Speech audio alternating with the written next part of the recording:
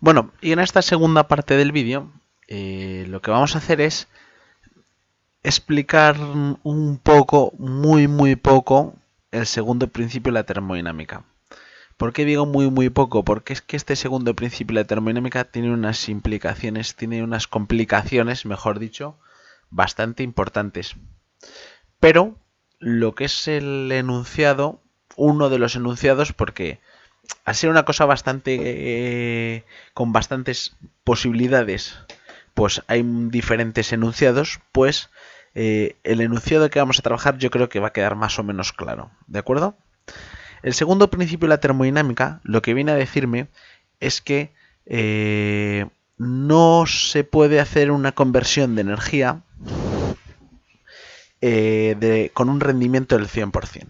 Digamos que si yo tengo tanta energía de entrada en un sistema, a la salida o la energía que me da el sistema va a ser menor casi siempre, a no ser que el proceso sea ideal. ¿De acuerdo? Y de hecho, a veces incluso siendo ideal, no puedo tener un rendimiento del 100% como comentaremos más adelante. Eso que desvela mis secretos. Vamos a ver. Esa es una de las posibilidades. Otra forma de hablar de decir del segundo principio vendría a decir que eh, eh, siempre que hay un proceso termodinámico, ¿de acuerdo? Hay una pérdida de energía, ¿de acuerdo? Siempre hay una degradación de energía, ¿de acuerdo? Y esa degradación de energía me lo va a medir una propiedad, ¿de acuerdo? Una propiedad que viene aquí abajo, ¿de acuerdo? Que se llama entropía. ¿Vale? Esto si queréis cuando vuelva a clase hablamos un poco. La entropía es una propiedad de un sistema que me hace de alguna forma explicar cómo de ordenadas están las partículas. Es un concepto muy raro porque, por ejemplo, en un gas que las partículas de un gas están como locas moviéndose para todos los lados, vamos a hablar del orden. Bueno, por eso es una forma de entenderlo, no es exactamente eso. ¿De acuerdo?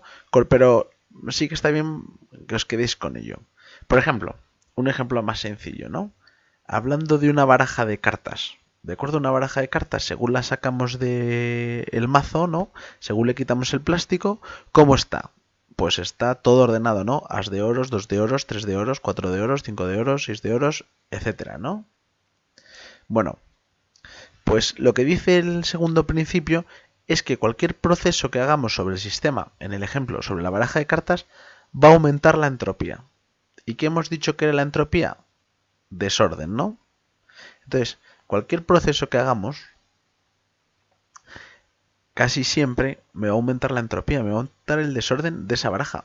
Probar a coger ahora las cartas recién sacadas que están todas en orden y barajear. ¿De acuerdo? O cortar. ¿Qué es lo más probable? Es probable que caigan otra vez en el mismo orden. Pues eso es muy improbable, ¿no? ¿Qué es lo más fácil que ocurra? Que estén desordenadas, ¿no? Entonces, es siempre, o sea, en un porcentaje grandísimo de ocasiones, el desorden va a aumentar. ¿Vale? Bueno, eso es un poquito una idea de la entropía, una pincelada. Con que os quedéis con este párrafo, de momento me vale. Ahora comentamos un momento lo de irreversible y reversible, ¿vale?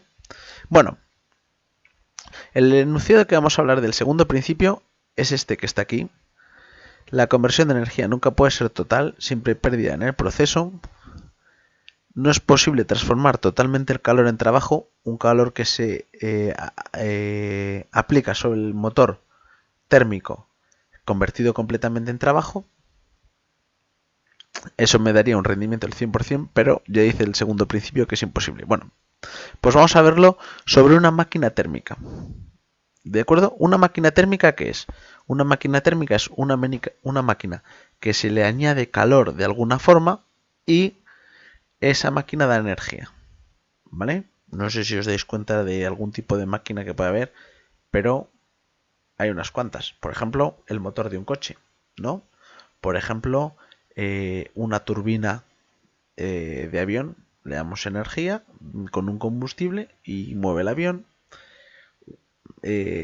También las máquinas de vapor que causaron la revolución industrial, pues también eran máquinas térmicas, ¿vale? Era lo más fácil. Luego se han venido máquinas eléctricas y más historias, pero las máquinas térmicas de las originarias, ¿vale? Entonces, bueno, una máquina térmica se le aplica calor desde un foco caliente, ¿vale? Este T2 es un foco de temperatura.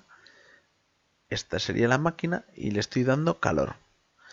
Pero, como dice el segundo principio, no puede haber ninguna máquina que funcione solo absorbiendo calor y dando trabajo. Siempre tiene que haber otro foco, de acuerdo, al que la máquina ceda calor.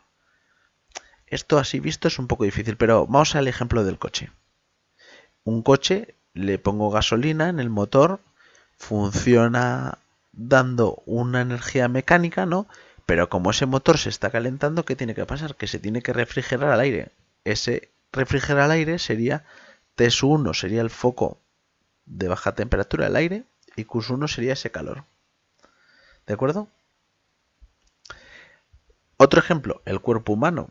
El cuerpo humano absorbe energía en forma de los nutrientes. Esos nutrientes se queman en las células, se reaccionan y produce un trabajo, pues muchos trabajos, ¿no? Bombear sangre, mover los músculos, etcétera, ¿no? Pero claro, siempre que hay una combustión dentro de las células, donde sea, se está liberando un calor, ¿no? Ese calor lo tenemos que expulsar o refrigerar al ambiente, ¿no? Tenemos que refrigerarnos, por eso cuando hace más de 30 grados, por ejemplo, pues sentimos calor, porque no podemos estar liberando todo el calor que haría falta, ¿sí? Bueno, pues esto es una máquina térmica. Recibe un calor de un foco caliente, tiene que echar, expulsar, liberar, no sé cómo decirlo, un calor a otro foco frío y en esas pues hace un trabajo. ¿De acuerdo? Fijaros, si yo considero el sistema del motor y considero que es un proceso cíclico, ¿vale? Si os habéis leído lo de antes, el proceso cíclico me dice que vuelve al principio. Entonces, ¿cuánto sería la energía interna? La variación de energía interna, 0. ¿Sí? La variación de energía interna del motor es 0. Y entonces, esto tiene que ser igual el calor, los calores que está intercambiando, Q2 más Q1 más W. Tiene que pasar, ¿no? ¿Vale? Bueno, vamos a hacer una cosa. Como el calor 1 y el trabajo son liberados por el sistema, vamos a ponerles ya con el signo negativo. ¿De acuerdo? Entonces, Q2, que es el trabajo que yo estoy introduciendo al motor, pues en forma de combustible, o como sea, pues va a ser igual a ¿qué? Claro, pues al trabajo que yo quiero realizar, pero aquí va a haber unas pérdidas al ambiente o al foco frío. ¿De acuerdo? Está claro, cuanto más pequeño sea el calor que se refrigere, que necesito evacuar es la palabra, que no me salía antes. Cuanto más pequeño sea el calor que evacúe, pues más cerca estará Q2 y W de ser iguales. Y entonces me paso al otro lado, que estoy viendo aquí. Fijaros, ¿cuál es el rendimiento? Pues si os fijáis, el rendimiento es igual a trabajo, porque es la energía útil, dividido entre el calor, porque es la energía total suministrada. ¿De acuerdo? Y entonces vemos que el trabajo es Q2 menos Q1, claro, lo que he entregado a la máquina menos lo que he tenido que liberar. Y esto me queda esta expresión de aquí, ¿vale? En vez de ponerlo así, lo voy a marcar así para que no me marque más de lo que quiero. ¿De acuerdo? Vale. Bueno, eso sería para todas las máquinas. Esta expresión sería para todas las máquinas. ¿De acuerdo? Pero, además, si un proceso es reversible, ¿qué quiere decir si un proceso es reversible? Pues reversible en la termodinámica implica que no hay variación de entropía, o sea, que es un proceso completamente en equilibrio y que es ideal, no hay pérdidas. Entonces, claro, como bien he dicho antes, es ideal. Es como a lo que aspiramos a llegar, pero nunca conseguimos, ¿no? ¿De acuerdo? Es como conseguir el 10. Pues a ver, el 10, 10, 10, 10, de sacar un 10, creo que lo consigue muy, muy, muy pocas veces, ¿no? Se consigue muy pocas veces, ¿no? Podemos estar en el 9 y pico, tal, pero el 10 clavado es difícil. Bueno, pues esto en la naturaleza es igual. El delta S igual a 0 es un proceso ideal, prácticamente nunca ocurre. ¿De acuerdo? Bueno, pues en el caso, vamos a imaginarnos qué ocurre. En el caso de que ocurre, ¿vale?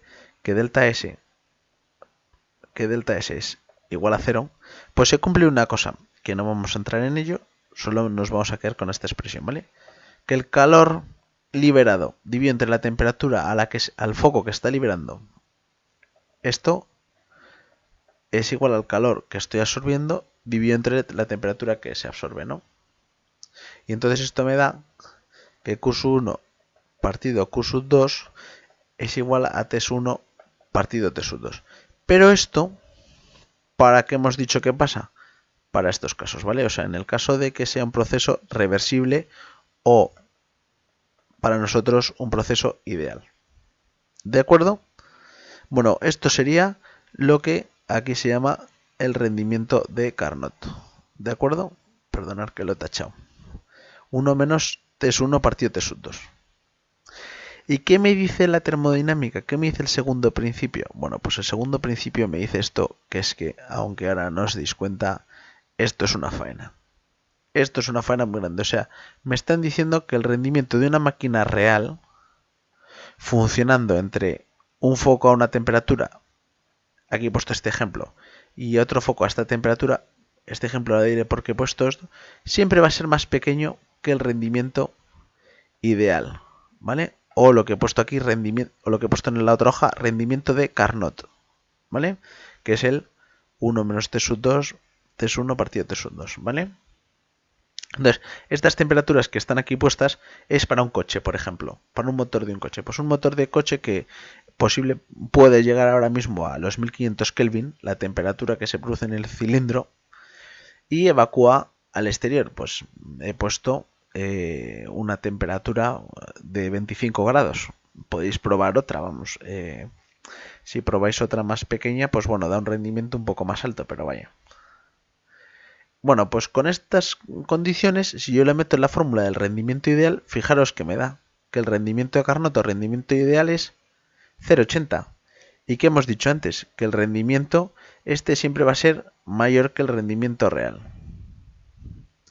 No sé si os dais cuenta de lo que implica esto. O sea, me están diciendo que un coche que funciona entre 1500 Kelvin y 298, o sea, 1500 Kelvin es un coche que ya funciona súper bien porque alcanza unas temperaturas altísimas, ¿vale? Un coche, como muchísimo, solo va a tener un 80% de rendimiento.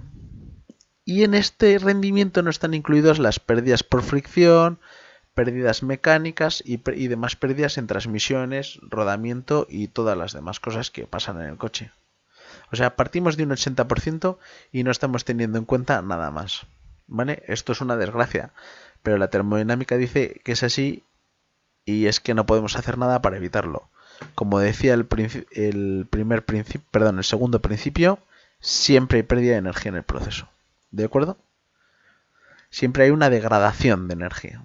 ¿De acuerdo? Bueno, y este es el fatídico segundo principio que nos obliga a que nos estrujemos la cabeza para hacerlo lo más cercano a lo ideal. Bueno, pues hasta aquí el segundo principio. Muchas gracias, chicos.